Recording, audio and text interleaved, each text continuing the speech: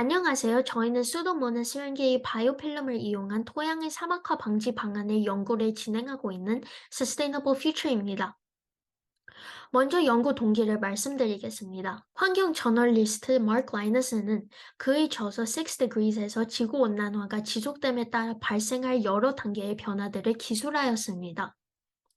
이 책에 따르면 기온이 처음 1도 오르면 토양의 사막화가 심화되고 이에 적응하지 못하는 동식물들이 멸종하게 됩니다. 실제로 기후변화로 인해 토양의 수분 증발량이 증가하고 이로 인해 토양의 사막화가 진행되는 문제가 발생하고 있습니다. 지구온난화가 이대로 방치될 경우 2050년에는 지구 표면의 최대 34%가 사막화될 것이라는 연구 결과도 발표되었습니다. 사막화가 진행된 토양에서는 이산화탄소를 비롯한 온실 효과를 유발하는 기체의 발생량이 증가하므로 사막화로 건조 토양이 증가할수록 지구온난화가 가속화되고 이로 인해 다시 사막화가 촉진되는 악순환이 계속됩니다. 많은 동식물들의 삶이 터전이며 식량 자원을 생산하기 위해 필수적인 토양을 비옥하게 유지하는 것은 인류의 생존을 위하여 필수적인 과제라 생각하여 토양의 사막화 방지를 위한 방안을 연구하기로 하였습니다. 다음으로 연구 목적을 말씀드리겠습니다. 박테리아가 만들어내는 바이오필름은 수분을 흡수하고 보존하는 능력을 가지고 있다고 알려져 있습니다. 만약 이 바이오필름이 반복되는 건조를 통해 수분 증발이 촉진되는 토양에 포착하여 수분 증발을 억제하고 토양의 온도 및 토양 박테리아의 정상화, 그리고 미세먼지의 발생을 억제하고 토양의 염분이 농축되지 않도록 토양의 수분 순환을 정상화하여 결론적으로 토양의 사막화를 막을 수 있는 방안을 제시하는 것이 본 연구의 목적입니다. 이러한 연구 동기와 연구 목적을 바탕으로 저희는 현재까지 10개의 연구를 진행하였습니다. 먼저, 토양의 과도한 건조가 토양의 수분 흡수 및 염분 함량, 토양의 온도 및 토양 입자의 크기에 미치는 영향을 연구하고 해당 토양에서의 상추의 생장 변화를 관찰하였습니다. 그 결과 반복 건조된 토양은 수분 흡수력과 증발량의 문제가 발생하고 토양의 염분이 농축되며 토양 박테리아의 수가 크게 감소한다는 것을 확인하였습니다. 또한 토양의 온도가 크게 증가하고 미세먼지가 될 가능성이 있는 100 마이크로미터 크기 이하의 미세 토양이 발생 비율이 증가하며 해당 토양에서의 식물의 생장이 크게 억제된다는 것을 확인하였습니다. 다음으로 수르노머스 렌즈에 감염된 식물을 이용하여 해당 박테리아를 배양하였습니다. 다음 연구는 스루노머스 렌즈의 바이오필름의 제작 및 바이오필름의 수분 증발 억제 효과 확인입니다. 앞서 이야기한 것처럼 스루노머스 렌즈의 온도는 낮춰 얼음의 생성을 촉진하는 빙액 단백질을 가지고 있습니다.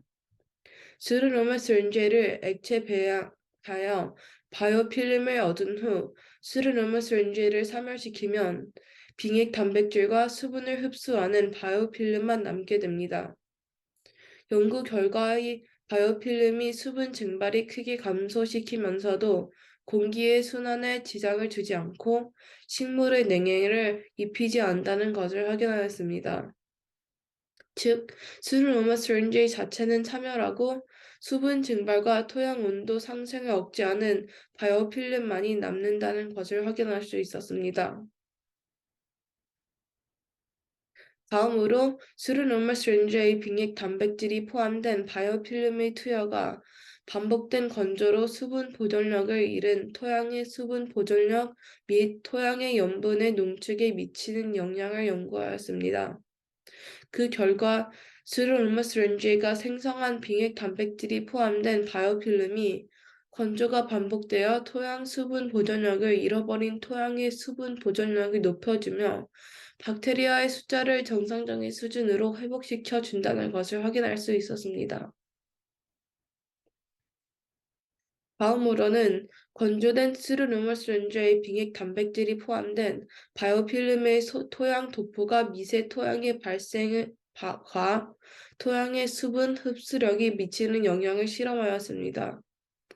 그 결과 바이오필름의 도포가 미생 토양의 발생 및 토양의 수분 흡수력을 정상 수준으로 되돌린다는 것을 확인하였습니다. 또한 바이오필름으로 토양을 덮었을 때 토양의 수분 순환이 정상적으로 회복되어 토양 곰팡이의 발생이 억제된다는 것을 확인하였습니다. 1에서 9번의 연구를 통하여 스루노마스 렌제의 빙액 단백질이 포함된 바이오필름이 수분 순환이 망가진 토양을 정상 상태로 회복시킬 수 있다는 것을 확인하였습니다.